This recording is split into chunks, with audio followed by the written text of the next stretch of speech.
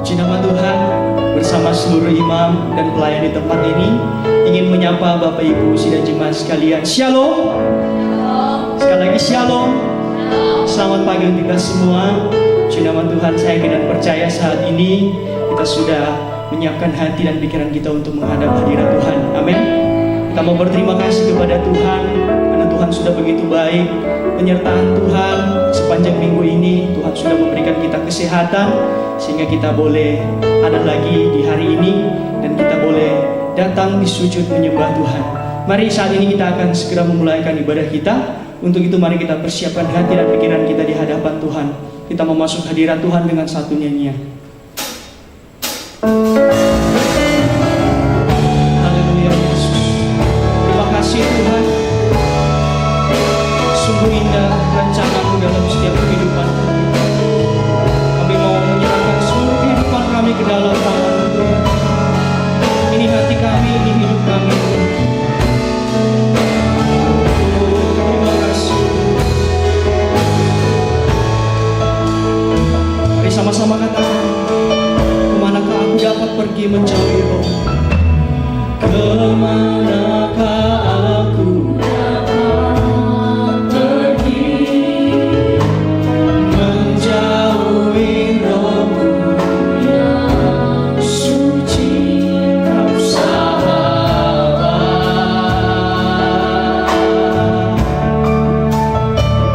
dan Kau dekat,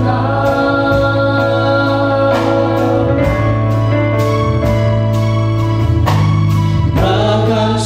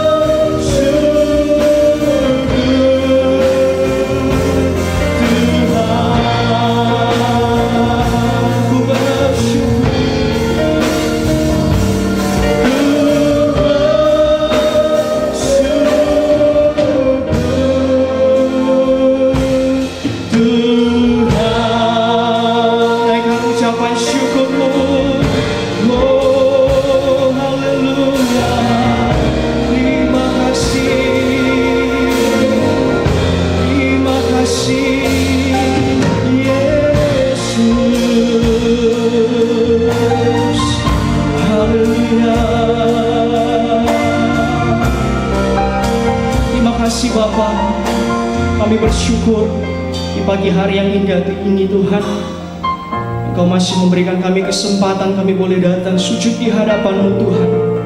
Saat ini kami mau menaikkan ucapan syukur kami lewat pujian kami, lewat nyanyian kami Tuhan. Biarlah pujian nyanyian kami ini boleh menjadi mesbah dupa yang berbau harum di hadapan-Mu Tuhan. Terima kasih Tuhan, terima kasih. Sungguh luar biasa penyertaan-Mu dalam setiap kehidupan kami Tuhan.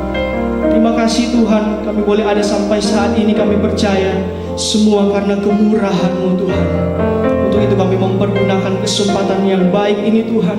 Kami mau sungguh-sungguh di hadapan-Mu. Kami mau sujud di hadapan-Mu Tuhan. Kami ingin menaikkan pujian penyembahan kami Tuhan. Terima kasih Tuhan, terima kasih. Biarlah hadirat-Mu Tuhan ada di tengah-tengah kami. Hadirat-Mu ada di setiap pribadi kami Tuhan. Terima kasih Tuhan. Namun kami tahu Tuhan, di saat kami ingin menaikkan pujian penyembahan kami, ada ibu saudara yang tidak senang, yang ingin mengganggu kami. Oleh karena itu kami mau sepakat untuk mengusirnya di dalam nama Tuhan Yesus Kristus. Untuk membungkus kami dengan kuasa darah-Mu Tuhan. Lindungi sertai ibadah ini dari awal pertengahan hingga boleh berakhir dengan baik. Terima kasih Tuhan, terima kasih. Kami percaya lawatan-Mu Tuhan ada di tengah-tengah kami Tuhan. Terima kasih Tuhan. Inilah doa dan ucapan syukur kami naikkan kepadamu hanya di dalam nama Tuhan Yesus Kristus. Haleluya. Amin. Puji nama Tuhan saudara. Mari tiba saatnya kita akan menaikkan pujian kita kepada Tuhan. Mari dengan satu ucapan syukur, dengan hati yang sangat berbahagia di hadapan Tuhan, kita bawakan satu nyanyian. Maranatha, Tuhan datang. Kita mau siapkan pribadi kita di hadapan Tuhan. Katakan, tak lama lagi Tuhan datanglah, tak lama lagi Tuhan datang. Siapkan dirimu, bangunlah segera, pandang ke atas. Tak lama lagi Tuhan datanglah, tak lama lagi Tuhan datang. Siapkan dirimu, bangunlah segera, pandang ke atas. Maranatha, Maranatha, Tuhan datang. Bangunlah segera, siapkan dirimu, Tuhan mau datang. Tuhan datang, tak lama lagi Tuhan datanglah. Tuhan datang, siapkan dirimu. Haleluya, bangunlah segera, pandang ke atas. Maranatha, Maranatha, Tuhan datang. Bangunlah segera, siapkan dirimu, Tuhan mau datang. Maranatha, Maranatha, haleluya, Tuhan datang. Bangunlah segera, siapkan dirimu, Tuhan mau datanglah. Mari saudara katakan, Maranatha, haleluya, Tuhan datang. Bangunlah segera, siapkan dirimu, Tuhan mau datang. Bila nanti hidupku berlalu, bila nanti hidupku berlalu, terbang, amin, bertemu Yesus kekasihku. Terbang naik, haleluya, terbang naik, terbang naik, oh terbang, haleluya, bertemu Yesus kekasihku.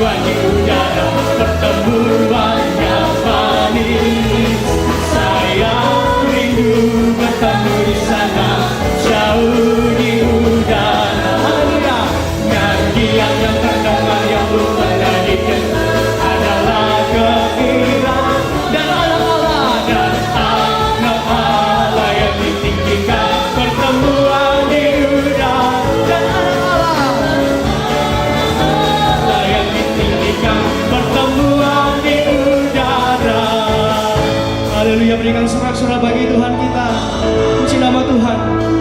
Itulah kerinduan kita untuk bertemu di udara dalam pesta perkawinan anak domba. Haleluya. Mari tiba saatnya kita persiapkan hati dan pikiran kita untuk menerima setiap sabda firman Tuhan. Untuk itu, mari kita mau angkat satu nyanyian. Kita mau menyembah Tuhan. Kita mau katakan sama Tuhan, apapun yang terjadi dalam hidup kami Tuhan, kami mau tetap menyembah-Mu. Kami mau tetap memberikan ucapan syukur kami Tuhan. Engkau begitu baik dalam hidup kami. Mari sama-sama katakan, apapun yang terjadi di dalam hidupku, selalu ku berkata, Tuhan Yesus baik. Dalam segala hal yang terjadi, tetap ku berkata, Tuhan Yesus baik. Apapun yang terjadi, apapun yang terjadi di dalam hidupku, selalu ku berkata, Tuhan Yesus baik. Dalam segala hal yang terjadi, tetap ku berkata, Tuhan Yesus baik. Ku sembahkan, ku sembahkan. Tak dapat ku membalas kasih-Mu. Ku sembahkan, ku sembahkan Bapa. Ku rindu selalu menyenangkan.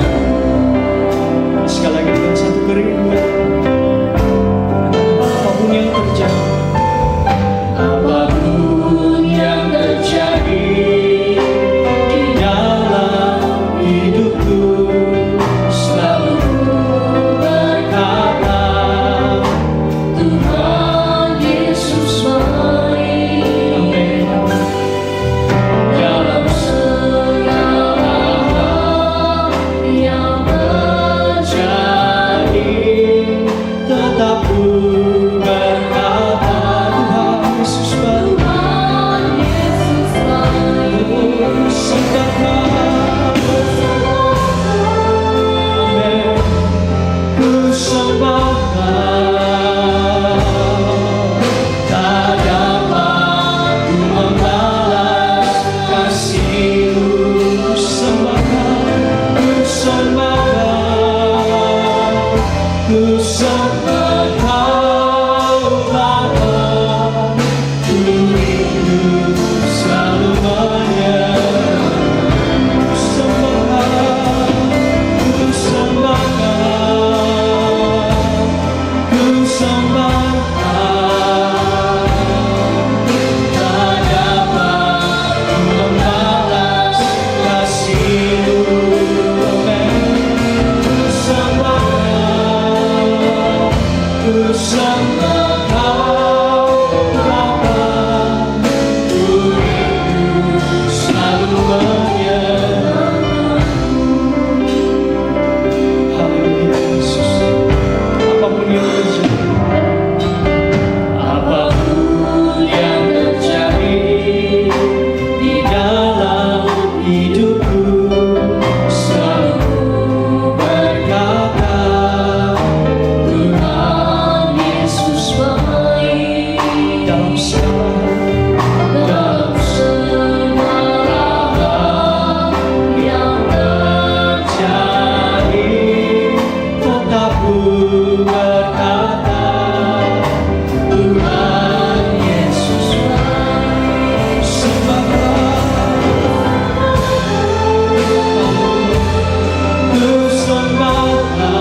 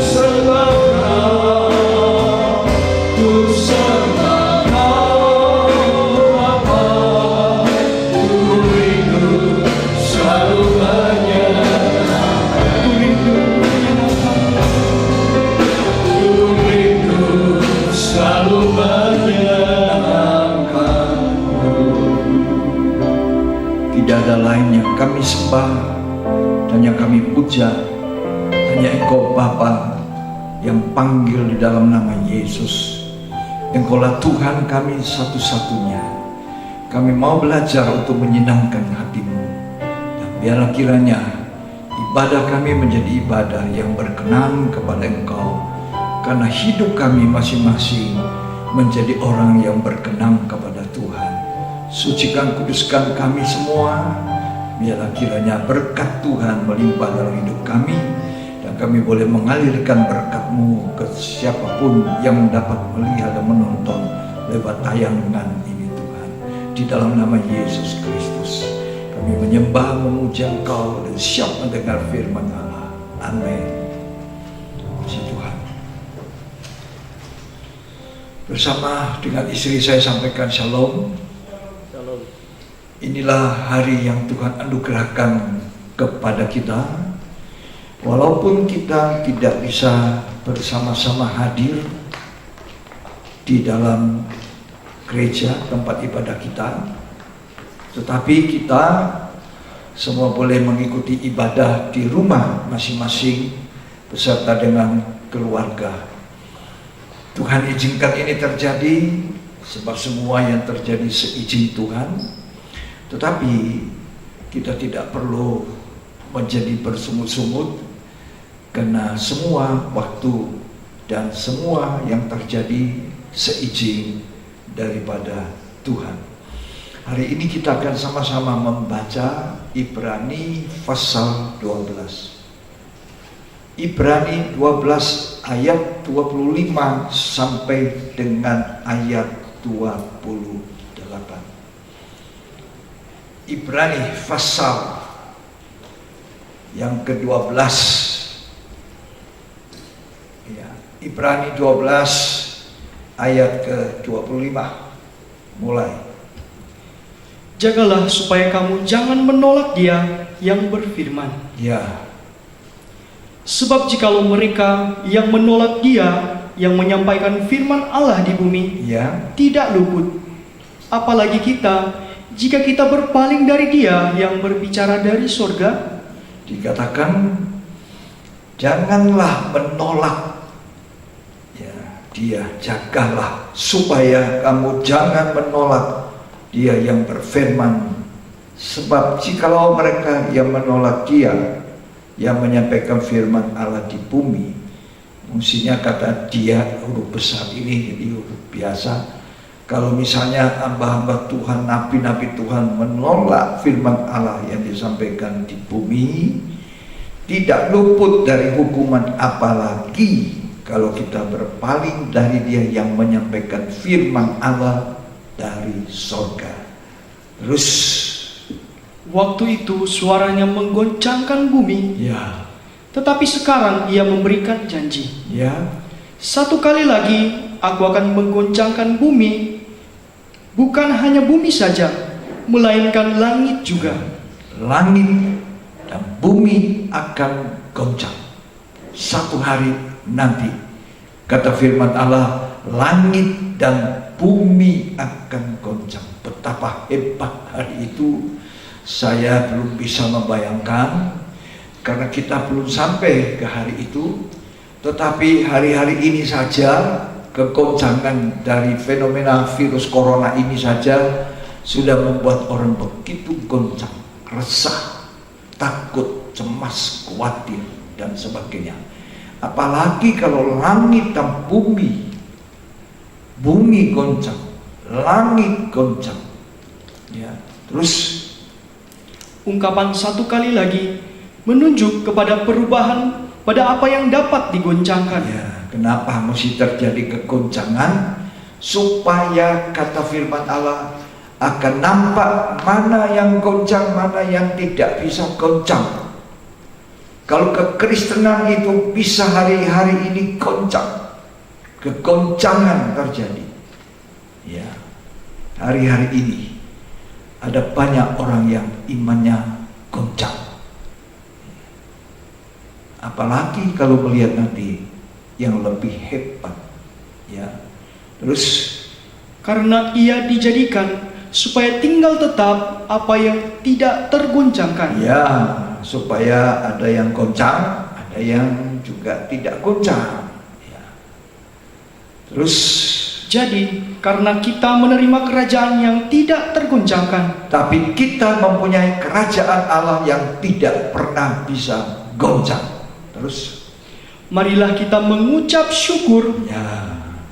Terus, dan beribadah kepada Allah menurut cara yang berkenan kepadanya, ya, dengan hormat dan takut. puji Tuhan. Jadi kita anak-anak Tuhan tidak usah goncang dengan keadaan hari-hari ini.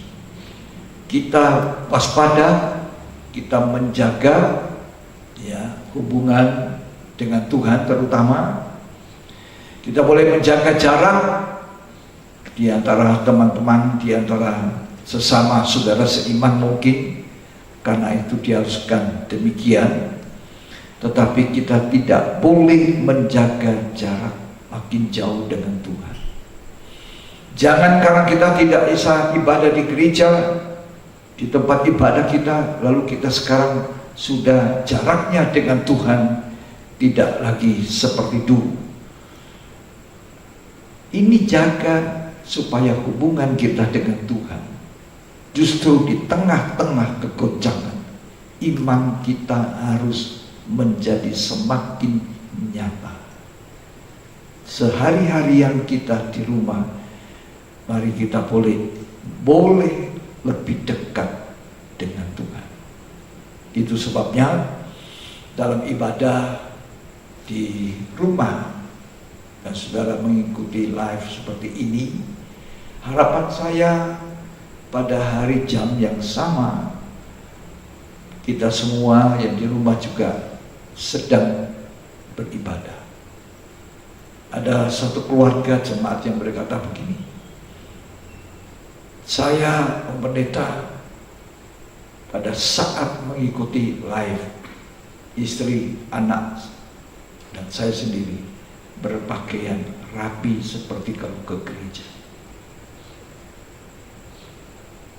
Jadi anaknya disuruh rapi, istrinya juga rapi, dia sendiri juga rapi. Sambil duduk mereka mengikuti ibadah, nyanyi, tepuk tangan, bangkit berdiri, bahkan berdoa. Saya bilang itu hal yang sangat bagus, karena kita ibadah di rumah harus ibadah dengan sungguh-sungguh seperti kita layaknya di gedung ibadah kita. Ya. Jadi walaupun kita beribadah di rumah, kita harus fokus. Ya. Jadi hari-hari ini dengan adanya fenomena corona ini, maka sebetulnya kita sedang diuji oleh Tuhan tentang kesetiaan kita. Kesetiaan untuk beribadah. Ya. Keadaan ini benar-benar menguji kesetiaan kita kepada Tuhan. Dulu mungkin kita dipaksa, mungkin juga terpaksa untuk ikuti ibadah di gereja. Tapi hari-hari ini kita beribadah di rumah, jangan oleh karena tidak ada pendeta langsung bisa melihat, maka ada yang sambil mengikuti ibadah online ini sambil duduk makan, minum, makan kacang goreng, tiduran, atau nanti besoknya baru dia mengikuti. Sebagai gembala, pesan saya, semua harus beribadah sebagaimana layaknya kita sedang beribadah pada jam-jam ibadah di tempat ibadah kita. Itulah hidup yang bisa mengucap syukur. Ya. Dikatakan tadi, kerajaan yang tidak tergoncangkan itu diberikan kepada kita. Jadi karena kerajaan yang tidak tergoncangkan itu menjadi milik kita, Maka Alkitab berkata tadi dalam Ibrani 12 ayat 28, mengucap syukurlah kepada Tuhan.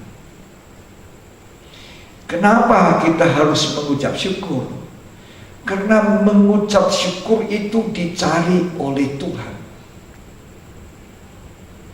Saya ingat sebuah cerita di dalam Injil Lukas. Ada 10 orang kusta. 10 kusta ini datang kepada Yesus untuk ditolong. Mereka berseru, tolong kami. Lalu Tuhan menjawab, pergilah perlihatkan dirimu pada imam. Dan 10 langsung berangkat mau menuju imam. Memang itu peraturan dari perjanjian lama, dinyatakan sudah sembuh, mereka harus ke imam diperiksa. Kalau belum sembuh, maka dikarantina lagi. Kalau sudah sembuh, maka tidak lagi dikarantina, boleh berjemaah.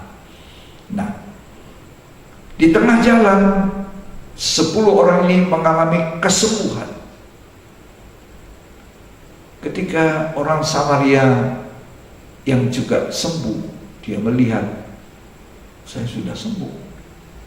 Dia berbalik kepada Yesus. Begitu dia menemui Tuhan, dia tersungkur, mengucap syukur. Lalu Tuhan bertanya pada orang ini, di mana yang 9? Tidakkah ia datang mengucap syukur? Sudah banyak Tuhan tolong kepada kita. Kenapa kita tidak bisa belajar untuk bisa berterima kasih, mengucap syukur? Ya. Coba kita baca itu Lukas 17. Di dalam ayat 11, walaupun mungkin kita lompat membacanya, tapi mari kita baca dengan baik-baik, kita simak, baik yang di rumah maupun yang di sini. Tolong baca Alkitabmu dan simak baik-baik dan masukkan baik-baik. Apa yang kita baca itu sangat bermanfaat untuk kita. Lukas 17 ayat 11. Ke-10 orang kusta. Iya. Dalam perjalanannya ke Yerusalem, Yesus menyusur perbatasan Samaria dan Galilea. Ya. Ketika ia memasuki suatu desa, datanglah 10 orang kusta menemui dia. Ya. Mereka tinggal berdiri agak jauh dan berteriak, Ya. Yesus, Guru, kasihanilah kami. Yesus Guru, kasihani kami. Terus Lalu ia memandang mereka dan berkata, ya. pergilah, perlihatkanlah dirimu kepada imam-imam. Iya, terus. Dan sementara mereka di tengah jalan, mereka menjadi tahir. Nah, sembuh mereka. Terus Seorang dari mereka ketika melihat bahwa ia telah sembuh, kembali sambil memuliakan Allah ya. dengan suara nyaring. Ya. Lalu tersungkur di depan kaki Yesus Ya. dan mengucap syukur kepadanya. Nah, kembali memuliakan Allah. Imam Mazmur 50 ayat 23 tidak usah dibaca, bahwa persembahan syukur sebagai korban kita itu memuliakan Allah. Itu sebabnya Tuhan cari ucapan syukur kita. Sebab ketika kita mengucap syukur, maka kita sedang memuliakan Allah. Kita sedang menyembah Allah itu. Kita sedang membesarkan Allah itu. Ya. Jadi orang yang satu ini datang kembali, tersungkur, mengucap syukur. Terus Orang itu adalah seorang Samaria. ya, ini orang kafir, bangsa tidak asli Yahudi, campuran, tetap tidak diakui oleh orang Yahudi. Bahkan orang Yahudi tidak bergaul dengan orang Samaria. Tetapi justru orang asing, orang Samaria ini yang tahu mengucap syukur. Saudara, kita adalah bangsa kafir. Kita bukan bangsa Yahudi. Tidak ada hubungan darah daging dengan Abraham. Tetapi karena penolakan bangsa Israel pada Tuhan, maka Tuhan beralih kepada kita, bangsa lain, bangsa kafir. Lalu kita inilah yang sekarang diberi kerajaan yang tidak tergoncangkan itu. Nah, apa balasan kita? Soal kita banyak ditolong Tuhan, kita sakit disembuhkan. Ketika kita sangat kekurangan, Tuhan telah mencukupkan, bahkan berkelimpahan. Ketika kita mengalami hati yang tidak senang, tidak sejahtera, Tuhan memberi Roh Kudus untuk kita mempunyai hati yang damai sejahtera. Tetapi apa balasan kita dengan semua pemberian Tuhan? Mungkin kita tidak berterima kasih. Kita kurang bisa berterima kasih. Kita kurang bisa mengucap syukur. Hari ini Tuhan ajar kita mengucap syukur. Baca terus sampai selesai. Ayat 17. Iya. Lalu Yesus berkata, bukankah ke-10 orang tadi semuanya telah menjadi tahir? Semua tahir, semuanya sembuh. Terus, di manakah yang 9 orang itu? ya, Tidak adakah di antara mereka yang kembali untuk memuliakan Allah selain daripada orang asing ini? nah, tidakkah mereka kembali memuliakan Allah selain orang asing, bangsa kafir? Ini mereka menyembah, mengucap syukur, itu memuliakan Allah, kata Mazmur 50 ayat 23. Siapa yang mempersembahkan korban syukur, itu ia memuliakan aku, kata Tuhan. Seringkali orang Kristen bukannya tahu mengucap syukur, malah bersungut-sungut. Ketika mungkin kita seperti biasa beribadat 3 kali seminggu, mungkin ada yang bersungut-sungut. Mungkin juga ada kalanya ibadah kita agak panjang.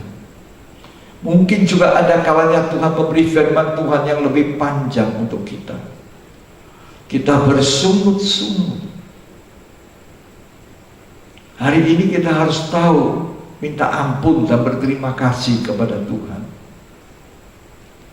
Karena dengan situasi yang Tuhan izinkan ini, maka kita akan mengalami satu rasa kosong, rasa tidak biasa. Kita merindukan makan perjamuan suci. Kita merindukan untuk ada di gereja, di tempat rumah ibadah kita, beribadah secara bersama-sama. Tetapi kita harus sementara ini menuruti peraturan pemerintah, anjuran pemerintah untuk tidak berkumpul.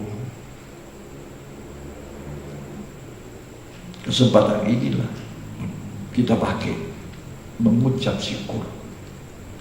Karena walaupun kita tinggal di rumah, masih ada media yang disediakan Tuhan. Sehingga melalui media yang ada sekarang, kita bisa sama-sama menyaksikan, mendengar firman melalui online, melalui tayangan live. Namun permintaan saya sebagai gembala, marilah kita sungguh-sungguh beribadah, sungguh-sungguh mendengarkan firman Tuhan. Kita harus mengucap syukur, itu yang pertama. Tetapi hati-hati, mengucap syukur ini juga jangan basa-basi. Ada banyak orang tahu bilang terima kasih kepada seseorang, tapi terima kasih itu basa-basi. Tidak sungguh-sungguh dari hati yang paling dalam. Saya percaya orang kusta yang disembuhkan yang satu ini, dia sangat-sangat tahu berterima kasih sambil tersungkur dia mengucap syukur. Tapi orang Farisi dan pemungut cukai, perumpamaan yang ada dalam Lukas 18 itu, orang Farisi itu berdiri di rumah Allah itu berkata dalam hatinya, mengucap syukur, tetapi sambil tidak benar ucapan syukurnya. Ini yang kita harus hindari. Lukas 18 di ayat yang Lukas 18 ayat 11. Orang Farisi itu berdiri dan berdoa dalam hatinya begini. Ya. Ya Allah, aku mengucap syukur kepadamu. Ya. Karena aku tidak sama seperti semua orang lain. Nah, ini tidak benar ucapan syukurnya.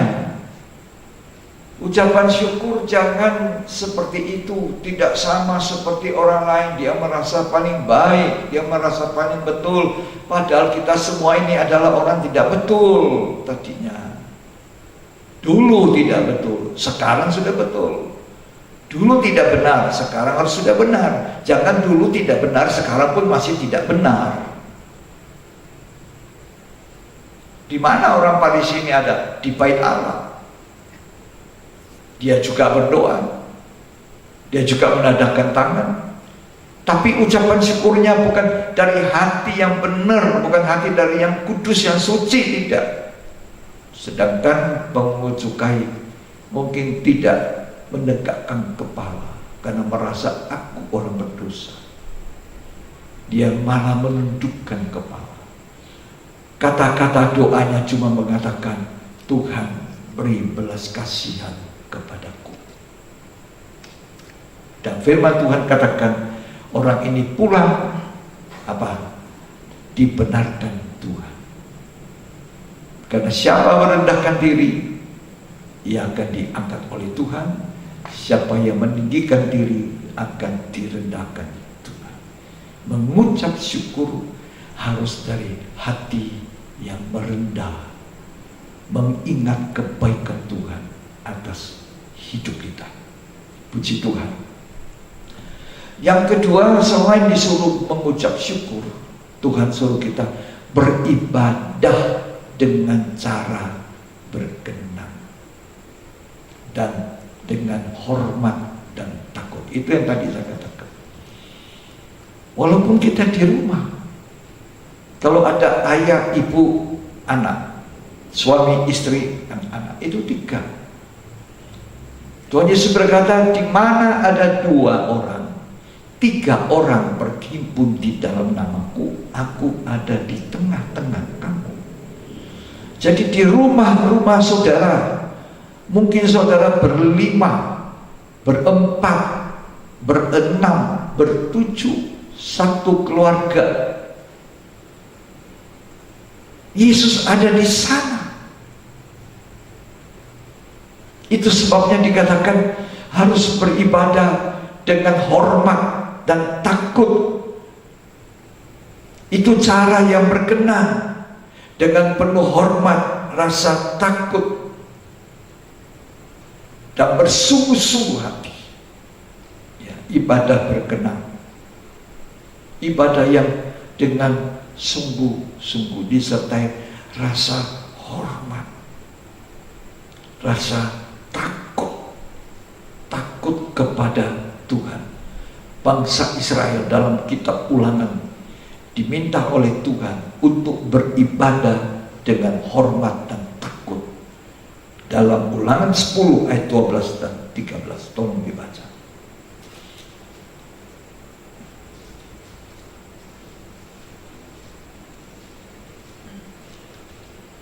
Orang Israel diperingatkan supaya taat dan bersyukur.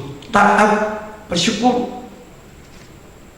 Terus, maka sekarang, hai orang Israel, apakah yang diminta daripadamu apa yang Tuhan minta dari kamu orang Israel? Oleh Terus, Tuhan Allahmu, ya, selain dari takut akan Tuhan Allahmu, takut akan Tuhan Allahmu. Terus, hidup menurut segala jalan yang ditunjukkan, menurut jalan, patuh kepada Tuhan lewat firman. Hidup menurut jalan yang Tuhan sudah tunjukkan itu melalui firman. Terus, mengasihi Dia, ya, beribadah kepada Tuhan Allahmu. Nah, mengasihi Tuhan, beribadah pada Tuhan Allahmu Dengan segenap hatimu. Inilah cara hormat. Inilah cara takut, yaitu beribadah dengan segenap hati. Melayani musik, melayani pujian, melayani apa saja. Bahkan sampai seorang gembala sidang harus melayani dengan rasa hormat, dengan rasa takut, dengan ucapan syukur bahwa seharusnya kita ini tidak layak di hadapan Tuhan. Kita ini bukan apa-apa. Kita bangsa kafir. Kita orang berdosa tadinya, tidak masuk hitungan. Kemudian kita seperti barang yang dipungut dari solokan yang kotor, diangkat dan dibersihkan oleh Tuhan. Kalau kita sadar ini, kita akan jadi seperti pemungut cukai itu. Dia sangat bersyukur dan sangat berterima kasih bahwa Tuhan katakan, pulanglah ke rumahmu, engkau dibenarkan. Tetapi orang yang mengucap syukur dengan keangkuhan, kesombongan, Tuhan katakan orang ini pulang tidak dibenarkan. Dalam Ulangan 10 yang kita baca tadi, beribadah sungguh-sungguh itu hormat dan takut. Jangan kita takut kepada apa yang terjadi hari-hari ini lebih daripada takut sama Tuhan. Artinya kita juga harus berjaga-jaga, tidak meremehkan penyakit, tidak meremehkan apa yang sedang terjadi. Jangan apa yang sedang terjadi ini mengambil damai sejahtera kita, shalom kita di hati. Tetapi juga kita tidak boleh sembarangan. Itu sebabnya sebagai orang yang sudah di atas 70 tahun, saya bersama istri juga mengurung diri, stay home. Dengan banyak orang stay home, maka penyakit virus ini akan lebih kecil kesempatan untuk lebih besar penyebarannya. Diam di rumah. Semua sekolah diliburkan. Pekerja-pekerja di pabrik diliburkan. Mall ditutup. Mungkin banyak orang akan mengalami kesulitan. Mungkin banyak perusahaan bisa ditutup. Tapi kalau hal ini masih diizinkan Tuhan terjadi, supaya kita belajar mengerti bahwa apa-apa yang di dunia itu semuanya bisa goncang, tapi Tuhan memberikan kita sebuah kerajaan, kerajaan yang tidak pernah goncang. Dan cuma Dia mintakan, marilah kita beribadah dengan syukur, dengan takut, dengan hormat, dengan cara yang berkenan. Bukan hidup kita masuk keluar gereja, tidak pernah kita mengalami apa itu yang disebut pembenaran dan pengudusan oleh firman Allah. Saudara yang kekasih, memang rasanya beribadah itu sedikit sulit. Ya, kita harus sungguh-sungguh, tapi itu satu latihan. Ibadah itu sebuah latihan. Kalau latihan badani, olahraga jasmani itu perlu, tapi Timotius mengatakan itu terbatas gunanya. Tapi ibadah itu mendatangkan keuntungan masa sekarang ini di dunia kita sampai di dunia yang akan datang. Bahkan Maliaki 3 ayat 18 mencatat, nanti pada hari di mana Tuhan datang, kelihatan mana orang yang beribadah, mana orang yang tidak beribadah. Pada hari kegoncangan terjadi, nampak mana orang yang beribadah sungguh-sungguh, mana orang yang tidak beribadah dengan sungguh-sungguh.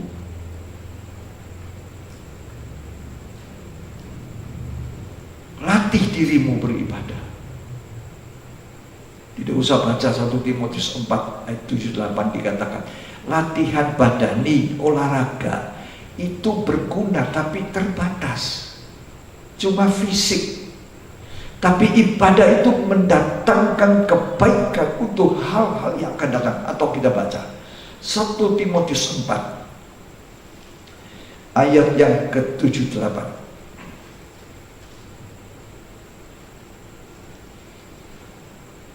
Tetapi jauhilah tahayul dan dongeng nenek-nenek tua. Ya, terus Latihlah dirimu beribadah. latihan dirimu beribadah. Terus Latihan badani terbatas gunanya. latihan badani itu sangat terbatas, berguna tapi terbatas. Terus Tetapi ibadah itu berguna dalam segala hal. ibadah itu berguna di dalam segala hal, semua perkara. Ibadah itu berguna. Terus Karena mengandung janji, ada janji. baik untuk hidup ini Nah, maupun untuk hidup yang akan datang. jadi di dunia ini orang yang beribadah mendapatkan kebaikan, kata Ulangan 10 tadi, supaya baik keadaanmu. Jadi di dunia ini orang yang beribadah sungguh-sungguh mendapatkan kebaikan, sesuatu yang berguna, bermanfaat. Ya. Bukan hanya di dunia, tapi sampai di dunia yang akan datang. Ya.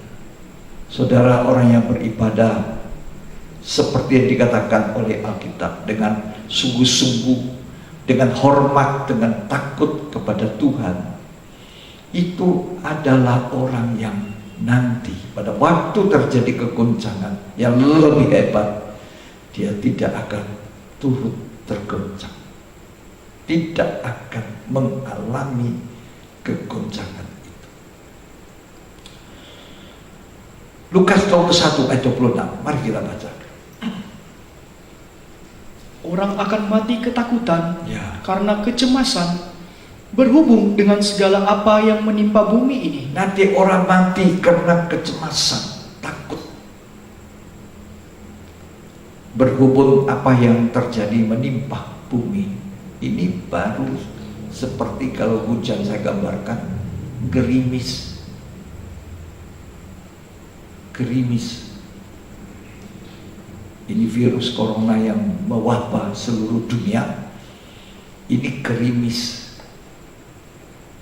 Tapi nanti kutuk akan dijatuhkan ke bumi ini dari Wahyu 6 sampai Wahyu pasal selanjutnya. Kita akan bisa melihat di sana ada 7 kali 3 atau 3 kali 7 penghukuman yang dijatuhkan atas bumi ini. Kutuk yang dijatuhkan ke bumi. Apa yang harus manusia buat di tengah-tengah fenomena virus ini? Harusnya kita bertobat. Harusnya kita tetap tenang tetapi bertobat. Di kesempatan ini jangan ada orang menggunakan kesempatan untuk keuntungan. Banyak yang tidak sadar. Tetapi mari kita menggunakan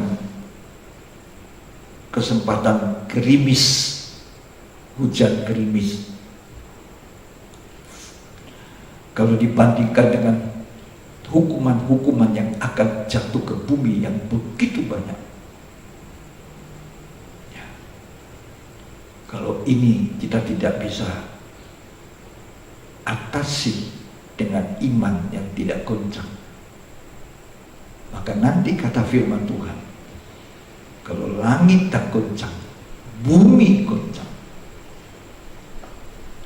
bagaimana kita? Ya. Itu sebabnya hari ini, dia tadi ayat 26 sudah baca habis, tolong dibaca sampai selesai. Sebab kuasa-kuasa langit akan goncang. Ya, kuasa-kuasa langit itu akan goncang, bintang-bintang berguguran. Sehingga banyak orang mati bukan karena virus, mati karena kecemasan, mati karena takut. Di tengah-tengah suasana seperti ini, memang galau, resah, tapi saudara, kita harus tetap punya damai di dalam hidup kita. Sebab Tuhan Yesus berkata, damai sejahtera-Ku berikan kepadamu, dan damai sejahtera-Ku yang Kuberikan kepada engkau tidak seperti damainya dunia ini. Suatu waktu Tuhan bersama murid-muridnya naik perahu, dan di buritan Yesus tidur, sedangkan pada saat itu terjadi gelora ombak, angin kencang, badai. Perahu sudah terisi dengan air. Murid-murid semuanya bingung. Mereka berseru, Tuhan, Tuhan, kami binasa. Mereka membangunkan Tuhan Yesus yang ada di buritan. Buritan perahu itu belakang. Karena itu saudara yang kekasih, jangan kita tiru murid-murid itu yang menaruh Tuhan di belakang. Marilah kita taruh Tuhan di depan kita. Kita sujud menyembah Tuhan. Kita belajar untuk mengasihi Tuhan. Belajar dengan segala kekurangan, keterbatasan kita, untuk memperbaiki hubungan kita, relasi kita dengan Tuhan. Taruh dia di depan, kita di belakang. Aman. Dan Tuhan berdiri di depan, di haluan perahu, dan dia berkata, peace, tenanglah, damailah. Maka ombak yang bergelora itu tenang. Saya percaya ada waktunya Yesus akan menenangkan semua umat manusia untuk sementara. Di sementara inilah kesempatan gereja Tuhan, saudara dan saya, memperbaiki kelakuan hidup kita. Di kesempatan seperti inilah kita menyucikan hidup kita. Di kesempatan seperti inilah kita semuanya berdiam di rumah, introspeksi diri, memperbaiki, menguji diri. 1 Korintus 11 ayat 31-32 mengatakan, kalau kita menguji diri, maka hukuman tidak menimpa kita. Hukuman kepada dunia ini tidak menimpa. Tuhan simpan kita di satu tempat yang aman. Tuhan memberikan satu perlindungan. Mazmur 91 mengatakan, sehingga penyakit sampar dan sebagainya itu tidak menimpa umatku yang tahu beribadah, yang tahu rasa hormat, yang tahu mengucap syukur, yang tahu hidup takut kepadaku. Dengan takut kepada Tuhan, maka kita tidak sampai melakukan kejahatan. Sebab orang yang takut Tuhan tidak mau berbuat kejahatan. Satu waktu Tuhan berkata kepada Petrus, kepada murid-muridnya, malam ini semua imanmu akan goncang. Itu menjelang Tuhan ditangkap, Tuhan diadili tanpa salah. Sampai Pilatus pun berkata, aku tidak menemukan salah. Pilatus ingin membebaskan Kristus, tetapi orang-orang sudah kerasukan setan. Yang pernah dapat mujizat, yang pernah mengalami mujizat pertolongan Tuhan pun berseru, salibkan dia. Ini orang yang tidak tahu berterima kasih, tidak bisa mengucap syukur, tidak bisa mengingat begitu banyak kebaikan yang mereka sudah terima dulu. Ketika mereka mengikut Tuhan, mereka tidak punya makanan. Dari 5 ketul roti dan 2 ikan, Tuhan berikan mereka makan sampai ada sisa 12 bakul. Hari-hari ini kita harus mengingat, menguji diri, sampai di mana ketaatan kita, sampai di mana hormat kita, sampai di mana rasa takut kita kepada Tuhan, takut takut berbuat salah. Sampai di mana kesungguhan kita melayani Tuhan. Latih dirimu untuk beribadah. Jadi nanti kalau kegoncangan terjadi, kita harus masuk di dalam kerajaan yang tidak bisa goncang. Kerajaan Allah adalah kerajaan Allah yang tidak pernah goncang. Bumi ini goncang, langit pun goncang, tapi nyanyian itu berkata, kasih setia Tuhan tetap tinggal selamanya. Semua goncang. Imannya murid-murid pada waktu itu goncang. 12 murid meninggalkan Yesus. Yang satu yang paling senior malah bilang, aku tidak pernah kenal. Menyangkal Tuhan 3 kali. Padahal waktu Tuhan bilang, malam ini semua imanmu goncang, dia tampil gagah sekali. Aku tidak pernah goncang. Walaupun mereka goncang, aku tidak goncang. Tapi Tuhan bilang, Petrus, Simon, malam ini sebelum ayam jantan berkokok, kamu sudah menyangkal aku 3 kali. Kamu akan goncang iman. Petrus bilang, tidak. Makanya waktu betul-betul dia menyangkal Tuhan dan ayam jantan itu berkokok, menangis sedih Petrus itu. Dia menyesal, dia menangis, kata Alkitab, terseduh-seduh. Dan akhirnya dia boleh diselamatkan, bahkan dipercayakan menjadi gembala nomor 1. Beda dengan Yudas. Yudas menyesal ketika dia melihat Tuhan ditangkap. Habis Yudas mencium Yesus, dia menyesal melihat Tuhan disiksa. Dia datang kepada imam-imam, sudah terlambat. Dia buang itu 30 keping perak, bukan 30 keping emas, harganya murah. Cuma 30 keping perak, tetapi dibuangnya masuk ke bait Allah, kembali pada orang Farisi. Ahli Taurat tidak terima, ketawa. Akhirnya Yudas menyesal, tapi tidak sampai berubah. Dia mati gantung diri di atas tali gantung, perutnya terburai. Saudara, hari-hari ini saya tidak berani mengatakan bahwa kita kuat, kita gagah, iman kita kuat. Marilah kita bersandar pada Tuhan. Ada rasa hormat, ada rasa takut kepada Tuhan, dan mulai melihat penggenapan firman Tuhan dengan keadaan situasi hari-hari ini. Saya mau katakan, ini baru gerimis, belum lebih dahsyat, tapi harus dijaga damai di hati. Tuhan bilang sama ombak, damailah, peace.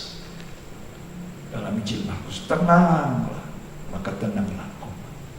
Siapa yang bisa menenangkan ombak? Mereka tanya, orang siapakah ini? Ini murid-murid 3,5 tahun ikut Tuhan Yesus, melihat mujizat. Tapi ketika ombak ditenangkan oleh Tuhan, mereka bertanya, orang siapakah ini? Saudara bisa baca di Injil Markus.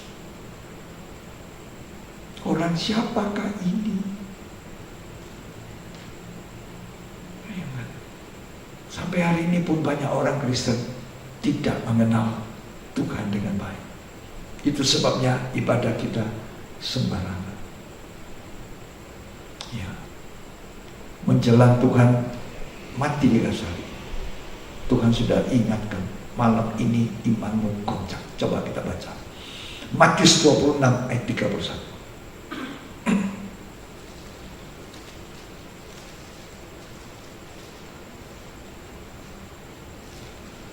Maka berkatalah Yesus kepada mereka, Ya, malam ini malam ini kamu semua kamu semua akan tergoncang imanmu akan tergoncang imanmu karena aku. Tapi nanti kata kuasa langit goncang. Ada banyak orang Kristen yang imannya goncang. Iman itu datang dari mana? Iman itu datang dari mendengarkan firman Tuhan.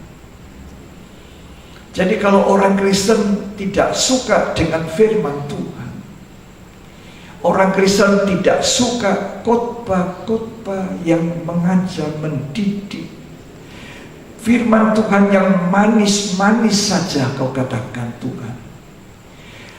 Nabi Tuhan jangan berbicara kepada kami tentang apa yang kurang baik dari hidup kami. Jangan menilik.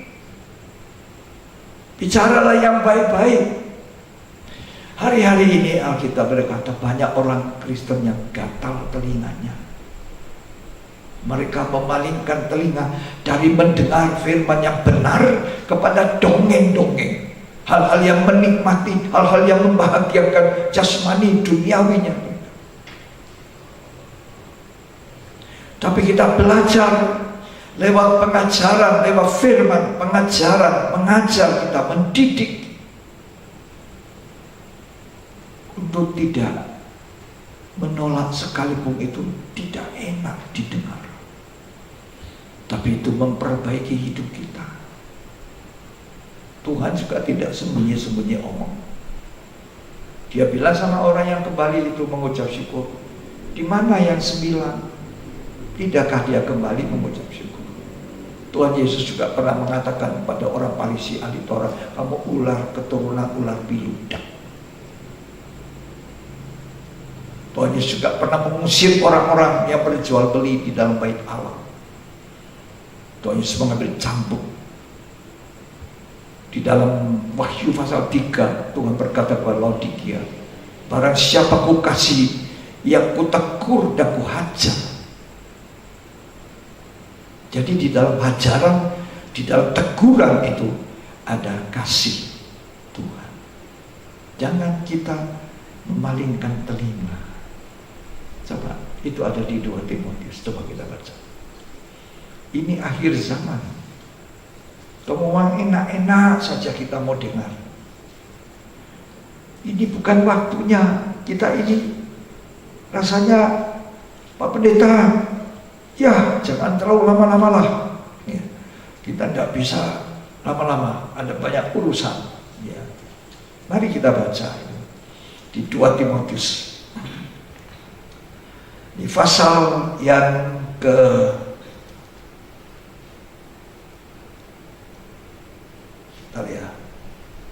dikatakan di situ bahwa memalingkan telinga dari mendengarkan hukum Tuhan yang benar untuk mendengar yang tidak benar itu.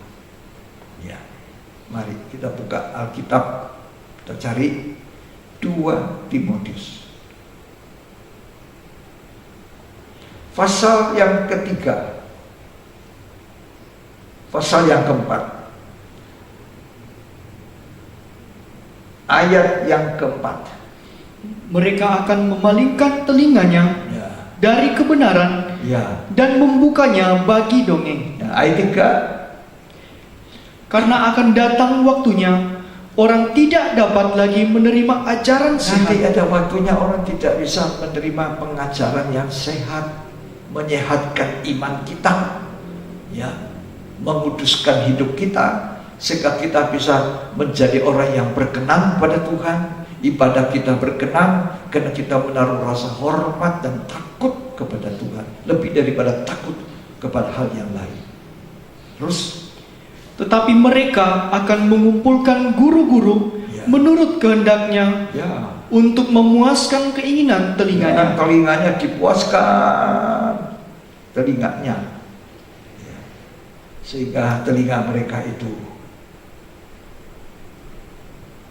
sudah terpuaskan oleh dongeng, tapi tidak merubah hidupnya.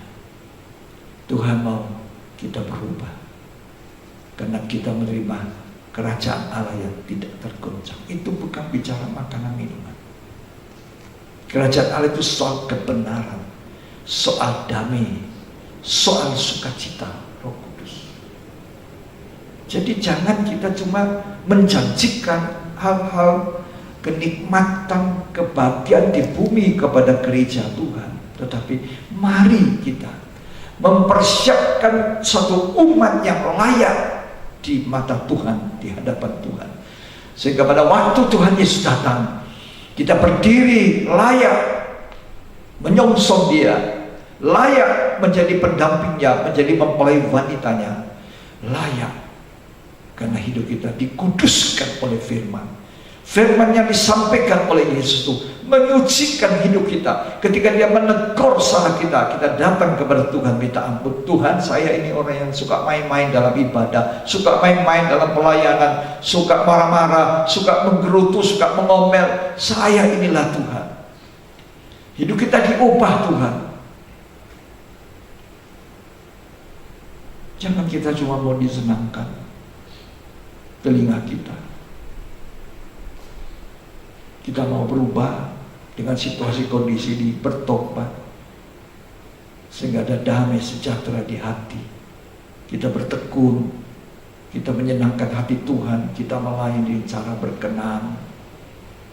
Coba kita baca Yeremia, ini generasi Yeremia, ini generasi muda, orang muda yang dipakai Tuhan. Yeremia itu tidak sama dengan apa yang diberitakan nabi-nabi pada zamannya. Kalau nabi-nabi lain hanya mengobati luka-luka umat Tuhan itu dengan gampang, maka Yeremia tidak. Kalau nabi-nabi lain mengatakan, dan apa-apa kamu berbuat dosa, hari ini kamu minta ampun, diampuni Tuhan. Bahkan dikatakan tidak minta ampun pun tidak perlu, karena Tuhan sudah mati di atas kayu salib untuk dosa lalu kita, untuk dosa kita sekarang, bahkan dosa yang akan datang. Ini pengajaran sesat.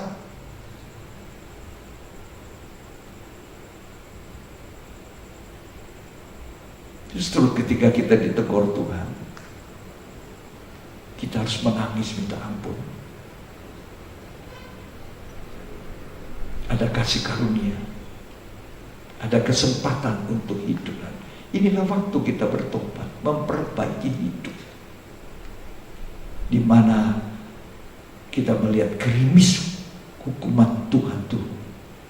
Coba kita baca Yeremia pasal yang ke-6 ayat 13. Ini Yeremia adalah orang muda yang dipanggil Tuhan.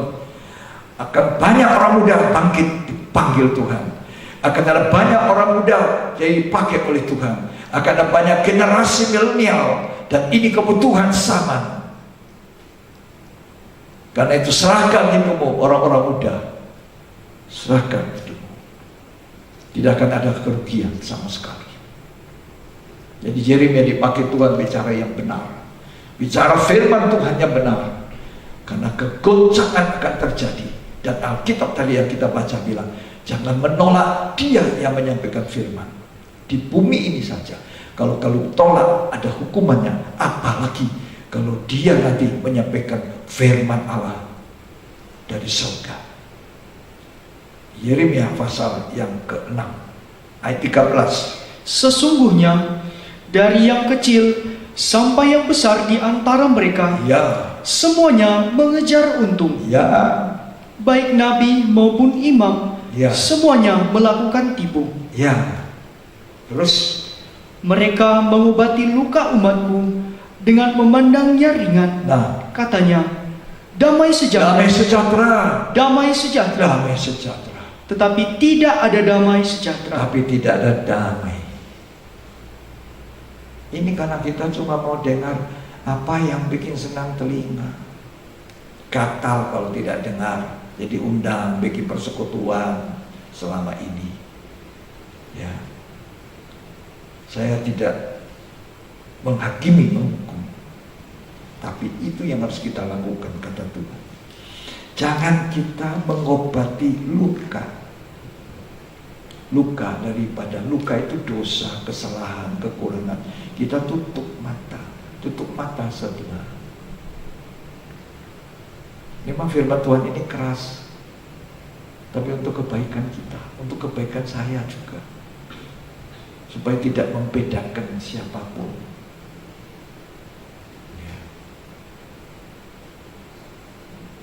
Yesaya pasal 30 ayat 9.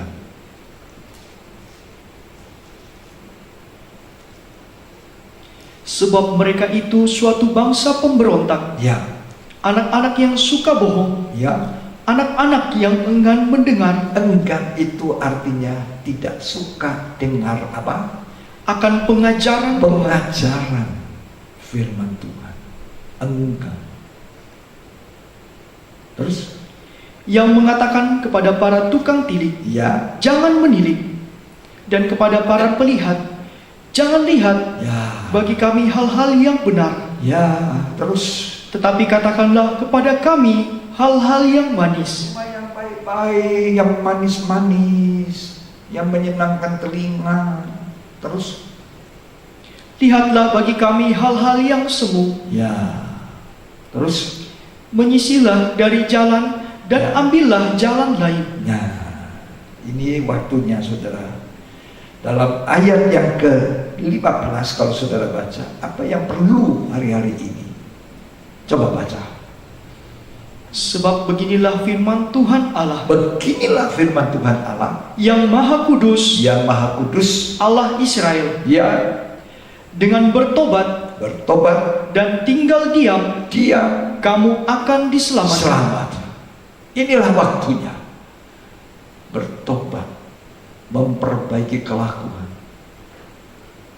Kalau dulu kita tidak sungguh-sungguh dalam ibadah, tidak hormat, tidak ada rasa takut, maka sekarang kita senang dengar kalau Tuhan menyentuh hatiku, Tuhan menyentuh bagian dalamku, Tuhan melihat sampai ke dalam kehidupan saya. Ini bertobat. Kalau pendeta seperti saya, mungkin di hadapan saudara, ya memang kita sudah lama di sini bersama-sama 27-26 tahun.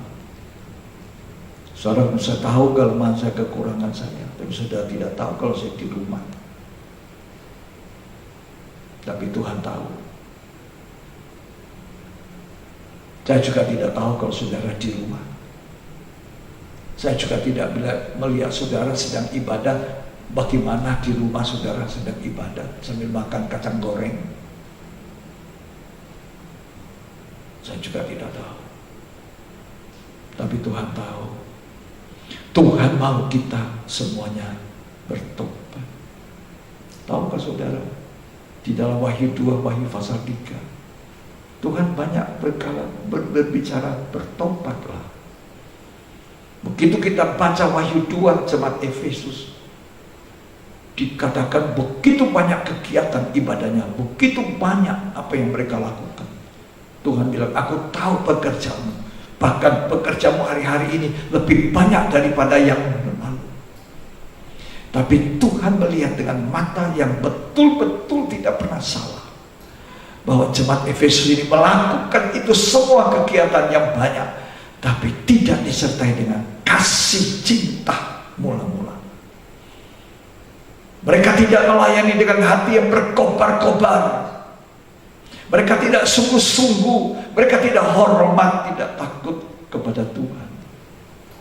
Orang Efesus ini dibilang Tuhan, kalau kamu tidak bertobat dari kejatuhan cinta mula-mula, kasih yang hangat, kasih yang membara itu, maka aku ambil kaki dia. Apa itu kaki dia? Terang Tuhan, Roh Kudus diambil. Kalau kita tidak punya Roh Kudus lagi, celaka saudara. Waktu Saul tidak taat pada Tuhan, Roh Kudus diambil daripadanya, urapannya dipindahkan kepada Daud. Maka sejak diambilnya Roh Kudus, tidak ada lagi urapan pada Saul. Maka sekalipun dia masih duduk di singgasana sebagai raja, Raja Daud itu masih malah jadi pelayannya. Maka orang yang kehilangan Roh Kudus, Saul ini diganggu oleh roh jahat. Begitu banyak roh jahat, roh ketakutan, roh segala macam ada di dalam dia, sehingga perlu Daud mainkan kecapi. Dan orang yang diurapi Tuhan bermain kecapi ini adalah orang yang sungguh-sungguh. Dia dipilih Tuhan, kata Alkitab Kisah Rasul 13, karena Tuhan berkenan. Dan waktu dia mainkan musiknya, setan itu pergi. Gereja Tuhan bukan hanya rame musik, orang yang mencak-mencak, saya tidak salahkan, sorry. Tapi boleh itu bisa melompat-lompat seperti Daud. Pernah Daud melakukan sama. Dia melompat-lompat. Waktu tabut Allah dipindahkan, dia menari-nari.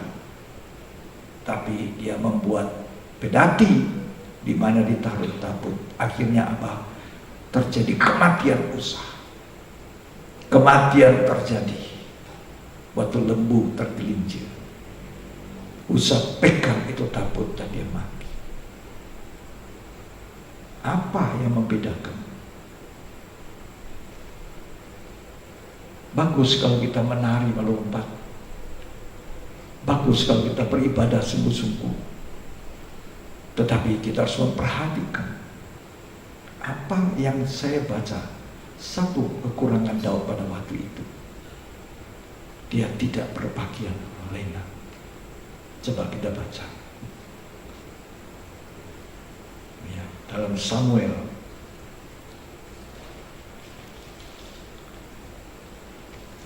Dua Samuel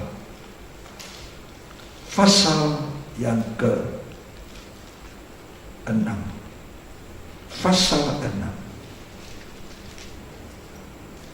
Mereka memindahkan tabut. Kita tidak usah baca semua. Mari kita baca ayat yang ke-4 dan 5. Uza berjalan di samping tabut Allah itu, Ya. sedang Ahio berjalan di depan tabut itu. Ya, terus Daud dan seluruh kaum Israel menari di hadapan Tuhan. ya, mereka menari di hadapan Tuhan. Terus Dengan sekuat tenaga. sekuat tenaga, bagus. Menari bagus, pakai gambus, pakai caracap, musiknya lengkap. Terus Diiringi nyanyian, kecapi, gambus, rebana, kelantung dan ceracap. ya, tapi saudara kalau baca ayat selanjutnya, maka tergelincirlah kereta itu. Lalu apa yang terjadi? Daud marah. Dipindahkan tabut itu ke rumah Obed-Edom. Selama 3 bulan tabut Allah di rumahnya Obed-Edom dikatakan. Ya, selama 3 bulan lamanya. Maka Obed-Edom itu diberkati. Tapi kelebihan Daud apa? Dia mau mengkoreksi diri. Kenapa sama saya tabut Allah ini sudah kubuatkan kereta, sudah menari-nari, sudah begitu rupa, tapi ada kematian, bukan kehidupan. Lalu terjadi rumahnya Obed-Edom diberkati waktu tabut Allah di sana. Kalau kita bisa seperti Daud, suka introspeksi diri, memuji diri, hukuman tidak menimpa. Ya. Coba ayat yang ke-13.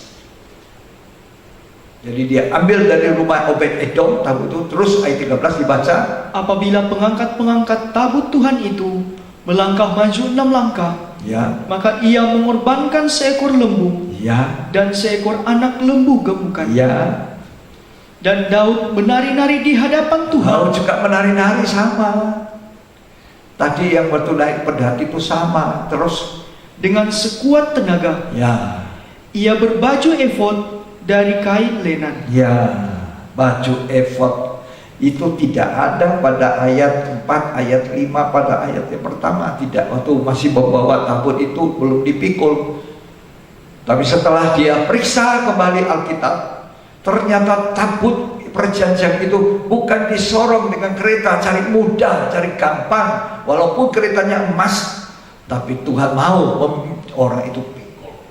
Kita keluar mengatakan tabut itu punya batang kayu pemikul untuk dipikul. Jadi bukan dinaikkan di kereta, ada kesalahan Daud. Gereja saya dan saudara, kita harus buka, terutama kita, terutama saya. Mari kita membuka mata hati kita untuk melihat, introspeksi, bertobat. Daud ternyata suka, dia teliti lagi. Oh, saya salah, tabut itu mesti dipikul. Oh, saya salah, tidak punya pakaian lenang. Apa itu pakaian lenang? Pakaian putih, layak di mata Tuhan, suci di mata Tuhan. Itu pakaian lenang. Ketika kita percaya Tuhan memberikan pakaian lenang putih, itu yang tidak dijaga sebagian besar jemaat Sardis. Walaupun gereja besar, Tuhan bilang punya nama yang kalau dikatakan hidup tapi mati, ternyata di dalamnya banyak orang pakaiannya sudah cemar. Dan Tuhan katakan, kalau kamu tidak bisa menjaga itu, namamu kuhapus dari kitab kehidupan. Ya. Tapi orang yang bisa menjaga pakaian putihnya akan berjalan bersama aku dalam pakaian putih yang layak. Berarti kita bisa menjadi mempelai wanita Tuhan. Saudara yang kekasih, hari-hari ini gereja sedang semuanya mengalami sama di seantero dunia. Tidak ada yang bisa ngumpul. Sekolah-sekolah seluruh dunia tutup, mereka sekolah online. Apa yang kita buat tadi? Tetap tenang, jaga damai di hati kita. Karena kerajaan Allah yang diberikan kepada kita bukan kerajaan Allah yang bisa goncang, yang tidak bisa goncang. Mari kita beribadah dengan hormat, dengan takut, dengan bersyukur. Dan jangan selalu berkaitkan hanya perkara-perkara jasmani dalam ibadah. Sampai pun kita memberikan persembahan-persembahan kita, itu karena kita mengasihi Tuhan, karena kita taat kepada Tuhan. Karena kerajaan Allah yang tidak goncang itu, yang diberikan kepada kita, adalah bukan bicara makan minum, soal kebenaran, damai sejahtera. Ini yang terakhir kita baca, Roma. Inilah kerajaan Allah yang tidak digoncang oleh apapun juga. Ya. Kalau kita mengikuti dan kita mau sungguh-sungguh seperti itu, maka Tuhan mengatakan, Roma 14 ayat 17,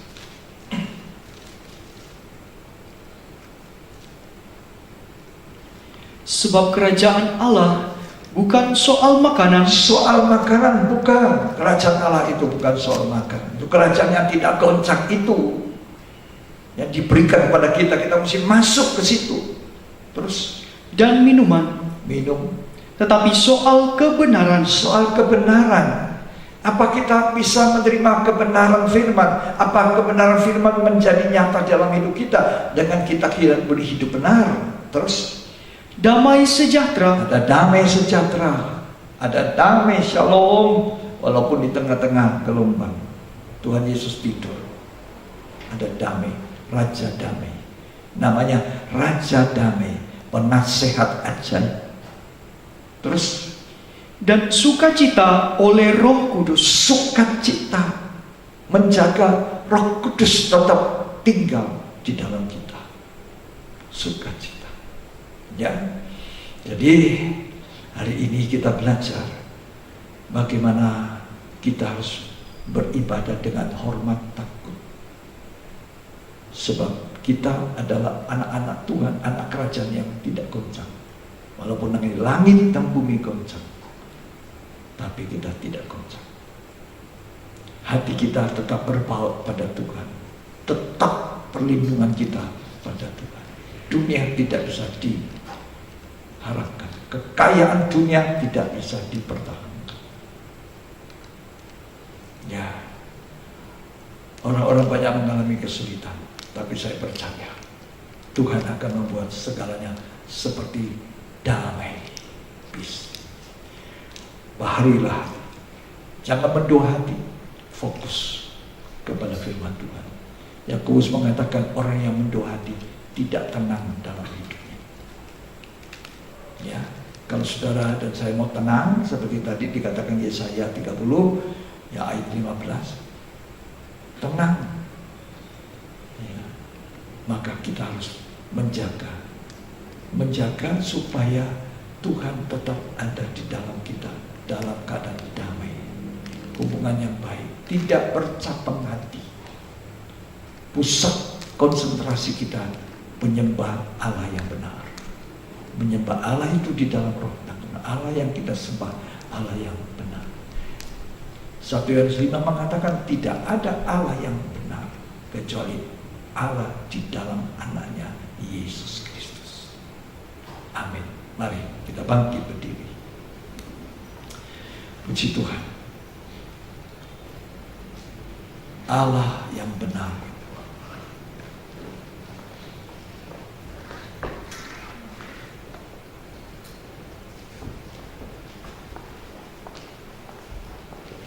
Dan menyanyi apapun yang terjadi di dalam dunia, di dalam hidup, tapi Yesus tetap Tuhan yang baik, berdaulat atas hidup kita.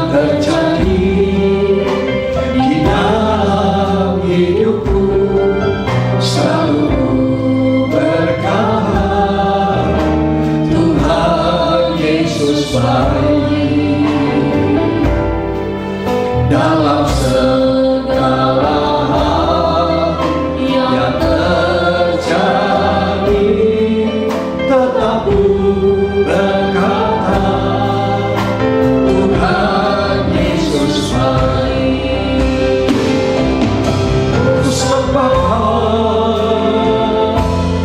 Ku sembahkan, tak dapat ku membalas kasih-Mu.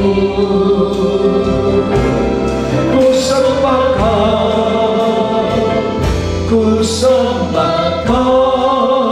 Bapa, ku rindu selalu menyenangkan-Mu. Apapun dunia bisa goncang, tapi Tuhan Yesus tetap baik. Yang terjadi Di dalam hidupku selalu ku berkata, Tuhan Yesus baik. Dalam segala hal yang terjadi,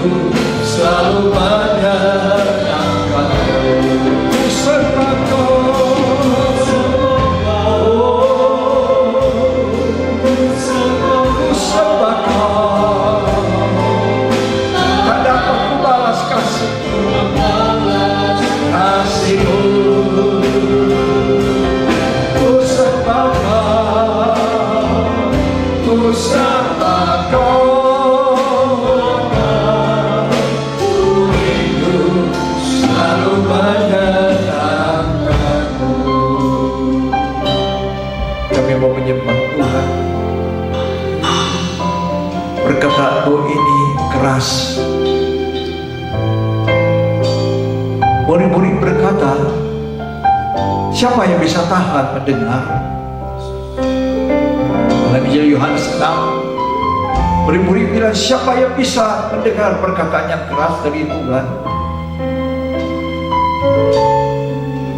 Lalu waktu itu banyak orang yang mengundurkan diri dari Kristus. Tuhan datang kepada Petrus. Petrus, kamu mundur juga? Petrus bilang, kemana saya harus datang lagi Tuhan? Sebab perkataanmu adalah roh, dan perkataanmu adalah hidup. Roh dan hidup, hidup yang kekal, hidup yang tidak goncang. Walaupun kegoncangan terjadi, supaya nanti akan kelihatan siapa mana yang tidak bisa goncang. Rasanya firman Tuhan keras sekali Tuhan. Tapi kami berterima kasih kalau kami dikoreksi oleh Tuhan. Seperti Daud memperbaiki apa yang salah. Tadinya pedati memikul tahu, sekarang manusia harus memikul. Imam-imam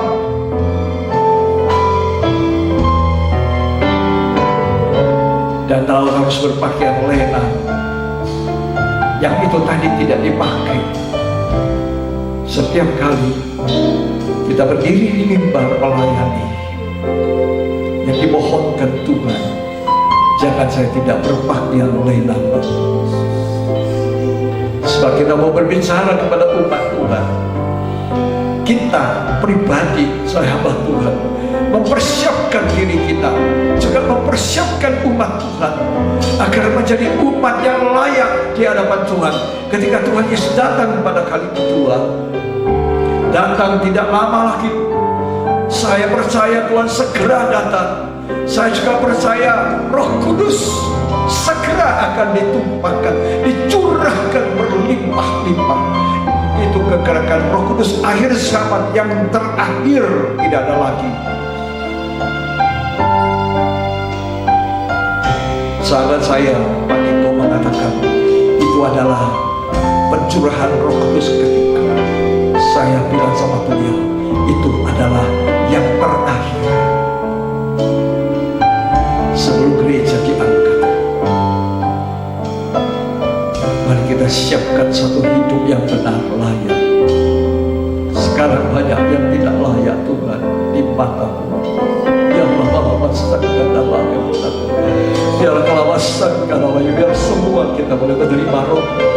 Biar lama-lama sedangkan Allah. Biar lama-lama sedangkan Allah. Biar Roh Kudus dicurahkan di tengah kami, dicurahkan di rumah-rumah di mana kami boleh beribadah. Sebab Tuhan menjanjikan Roh Kudus, Roh Kudus, Roh Kudus akan dicurahkan, dan itu karunia sulung Roh yang mengangkat kita menjadi anak-anak sulung. Dan anak-anak sulung yang ada di Yerusalem surga, di Bukit Sion, kumpulan pria, anak sulung yang namanya ada di surga. Haleluya. Inilah waktunya kita buka hati kita. Hidup kita akan menerima pencurahan kuasa. Kita dicurahi Roh Kudus. Kita diberikan firman Allah. Kita dipersiapkan dengan dua sayap pelunasan. Wahyu 12 mengatakan kita diterbangkan kepada guru, jauh dari mata Tuhan. Kita tidak masuk dalam kekejaman bersama-sama iblis. Kita boleh menikmati Tuhan. Kita boleh bersama dengan Tuhan selama-lamanya. Bahkan kita boleh ada di Yerusalem baru. Kita jadi mempelai wanita Tuhan. Jaga pakaian lenan itu, pakaian putih berkilau-kilauan. Orang yang mau masuk dalam pesta kawin anak domba harus mempunyai pakaian putih lenan berkilau-kilauan. Perbuatan Terima kasih Tuhan untuk firman. Kami percaya Tuhan, kegerakan sudah dimulai. Kami melihat gelombang-gelombang pertobatan, gelombang-gelombang manusia akan datang pada Yesus, tuaian seluruh bumi ini. Terima kasih. Terima kasih Tuhan. Tolong kami semua dalam perlindungan. Yang sakit Tuhan sama sembuhkan. Kami berdoa untuk Franky, untuk anaknya Yemima yang juga demam. Kami doakan supaya Tuhan mujizat-Mu ada pada Franky dan anaknya. Tuhan sembuhkan. Tuhan beri kekuatan kepada Anggi sebagai istri yang merawat suami dan anak sekaligus. Beri kekuatan, beri kemampuan. Terima kasih Tuhan. Dan semua jemaat ini, semua anak cucu kami dilindungi, dipelihara Tuhan. Bahkan semua umat Kristen, semua hamba-hamba Tuhan dimanapun berada, Tuhan lindungi kami semua Tuhan. Para hamba-hamba-Mu yang sudah banyak jadi korban, Tuhan lindungi kami. Kami tidak bersungut-sungut, tapi kami mohon belas kasih-Mu Tuhan. Terima kasih. Dalam nama Yesus Kristus, segala kepujian, hormat kami naikkan kepada Tuhan. Amin. Puji Tuhan. Saudara yang saya kasihi, dengan tidak saya sangka hari ini kita berfirman Tuhan keras sekali. Mungkin ada yang tidak biasa dengar, tapi kita harus belajar. Kalau itu untuk kebaikan, sebab nanti kegoncangan hebat akan terjadi. Jadi kalau hari ini kita goncang iman kita mendengar firman, kata Injil Yohanes 6, banyak murid-murid goncang karena perkataan yang keras. Tapi kita mau jadi seperti Simon Petrus. Dia bilang, kemana lagi aku akan pergi? Perkataan yang keras itu adalah perkataan roh dan hidup. Semoga Tuhan memberkati kita semua. Tanggal 10 April, sidang jemaat yang saya kasih, tanggal 10 April, Jumat Agung. Tentu kita tidak ngumpul di tempat ibadah kita di gedung gereja ini, tapi kita tetap akan ibadah live di rumah masing-masing. Ya, kita beribadah dengan hormat dan takut, dengan mengingat korban Yesus di kayu salib. Jam 9 pagi sudah bisa mengikutinya. Jadi tidak ada ibadah pendalaman Alkitab, tapi disatukan pada hari Jumat jam 9 pagi di rumah masing-masing. Dan tanggal 12 hari Minggu kita tetap beribadah seperti ini live. Ya, kita memperingati kebangkitan Tuhan dengan hormat dan takut, dengan ucapan syukur. Ya, itu yang saya bisa umumkan di sini. Dan kita tetap mendoakan jemaat kita, Franky yang sakit dan anaknya. Baik di rumah saudara boleh mendoakan. Kita juga akan mendoakan sebentar ini saudara-saudara yang berulang tahun, ya, terlain Gracela, Prisil, Rebecca, ya, ini lahir tanggal 1, tanggal 2, tanggal 3 April. Ya, juga saya sendiri, doakanlah saya juga lahir tanggal 1 April. Ya, usia saya sudah lebih dari 70 tahun. Jadi saya selalu mengucap syukur di dalam usia lanjut saya masih nampak muda, kata cucu saya, dan saya masih boleh melayani dengan kekuatan Roh Kudus. Tuhan tolong kita semua, mari kita bangkit berdiri, kita akhiri ibadah ini dengan ucapan syukur. Kami naikkan syukur padamu.